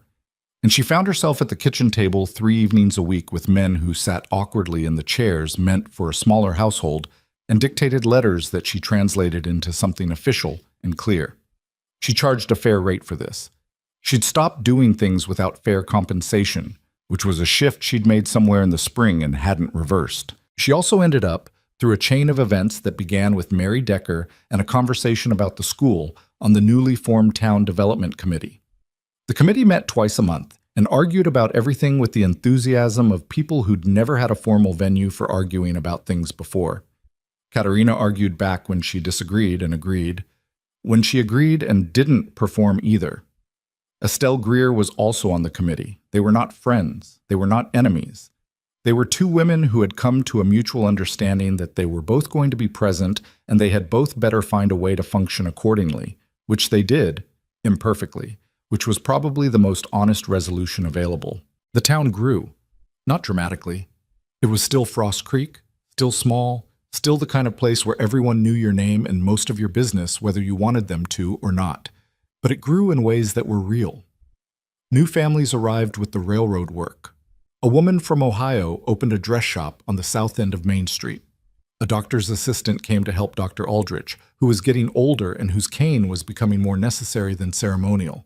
Katerina watched the town she'd arrived in against its will expand into something that had more room in it than before, and thought that this was how change worked in places like this. Not by convincing people to want something different, but by adding enough new things that the old arrangements stopped being the only option. She was not the reason for any of it, but she'd been here while it happened, which turned out to be the same as being part of it. Well, the first snow came in November. It came early, which everyone said was a bad sign, which is what everyone always says about early snow, and which is sometimes true and sometimes just the human need to find meaning in weather. She was in the kitchen when it started, and she noticed it through the window. The first few flakes, tentative, testing the air, and stood there watching for a moment before going back to what she was doing. She thought about this train platform in December of the previous year, the cold of it, the specific quality of being in a new place at dusk with one suitcase and no certainty about anything. She'd been 31, and she'd been tired in the deep way that has nothing to do with sleep, and she'd stood on that platform and looked at Frost Creek and seen a town that did not want her. She was 32 now. The tiredness was a different kind, the kind that comes from work that has meaning, which is not the same as rest, but is better than the alternative. Gideon came in from the porch where he'd been watching the snow start, and he stood in the kitchen doorway. He still did this, stood in doorways longer than was strictly necessary, which she'd stopped finding puzzling and started finding characteristic, and looked at her. "Early," he said. "Yes." "You all right?" She turned around. He was watching her with the careful attention of a man who'd learned to read the specific difference between her silences. "I was thinking about last year," she said. "The platform." He came away from the doorway and stood beside her at the window. They both looked out at the snow, which was coming properly now, the kind that meant it. "What were you thinking about it?" he said. "That I didn't know anything when I stepped off that train." She paused. "I thought I was going to work a season and move on. I thought this town was," she considered, "a stopgap. And now?" She looked at him. He was looking at the snow. His profile familiar in the way that things become familiar when you've looked at them long enough, when they've become part of the landscape of your daily life. He had lines at the corners of his eyes that she'd memorized without intending to. His shoulder still bothered him in the cold, the one that had been the original reason she'd been hired, and she'd learned to notice when it was bothering him before he said anything because he never said anything. "Now it's home," she said. "That's what I was thinking. That somewhere between December and now it stopped being a place I was staying and became a place I was from." He looked at her then. "You weren't from here when you arrived." "No. You made yourself from here." She thought about this. "Is that possible? To make yourself from somewhere?" "You're the proof of it," he said simply. She held that for a moment. The snow came down outside the kitchen window, steady and particular. The same snow that had buried the valley a year ago and made everything harder and changed everything. She thought about what she'd learned in a year, which was not what she'd expected to learn. She'd thought, arriving in Frost Creek, that what she needed to learn was how to survive a difficult winter in a difficult town. She'd been right about that. But what the year had actually taught her was something underneath it, something about the relationship between being somewhere and belonging somewhere, about how belonging is not a condition you receive but an argument you make, with your work and your presence and your refusal to be made small by people who benefit from you being small. She'd made the argument. Frost Creek had unevenly and gradually, and not without its ongoing resistances, started to accept it. Nobody had given her a home here. She'd built one. In the same way she'd fixed the stove and repainted the hallway and planted the garden along the south wall, by identifying what was needed and doing the work without waiting for permission. That was the thing she'd carry forward, not the cruelty of Estelle Greer, or the cold of January, or the council meeting, or the mercantile, or any of the specific incidents she'd spent months getting through. What she'd carry was the knowledge that the ground under a life is only as solid as what you're willing to do to keep it, and that doing that work, the daily, unglamorous, necessary work of making a place yours, was not a consolation prize for people who couldn't get what they really wanted. It was the thing itself. It was the whole of it. Gideon put his hand over hers on the window ledge, the same gesture he'd made on the porch in summer, warm and deliberate and without performance. "It's going to be a hard winter," he said. "Probably," she agreed. "Think you can manage?" She looked at the snow. She looked at the yellow hallway visible through the kitchen doorway, the color she'd chosen because it changed the light. She thought about Pete Decker waving with his whole arm, and Tomasz on the train platform, and Anejka's hand around her finger, and Roy Decker standing up in the gallery because it was right. "I managed last year," she said.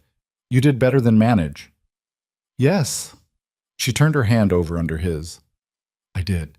Outside, the snow came down on Frost Creek the way it always had, indifferent and heavy and entirely without regard for the people living under it. The mountains disappeared behind the weather. The creek went quiet. The town pulled itself in the way towns do against the cold, windows lighting up one by one as the afternoon darkened toward evening. Inside the house on the east end of town, the stove she'd fixed in her first week burned clean and even, the firebox wall patched and solid, holding heat the way it was supposed to. The kitchen smelled of whatever she'd had on since noon. The hallway was yellow.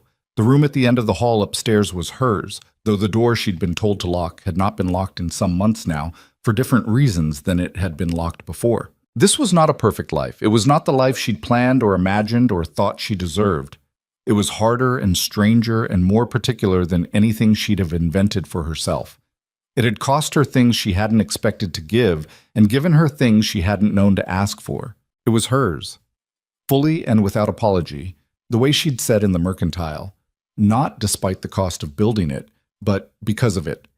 Because the things you fight for have a different weight than the things that arrive easily. Because a home you've made from nothing has a foundation the other kind never quite does. She stood at the kitchen window with her husband's hand over hers and watched the first snow of another winter fall on the town that had once looked at her and seen a stranger passing through. And she was not passing through. She was here. She had been here. She would be here. That was enough. More than enough. It was everything.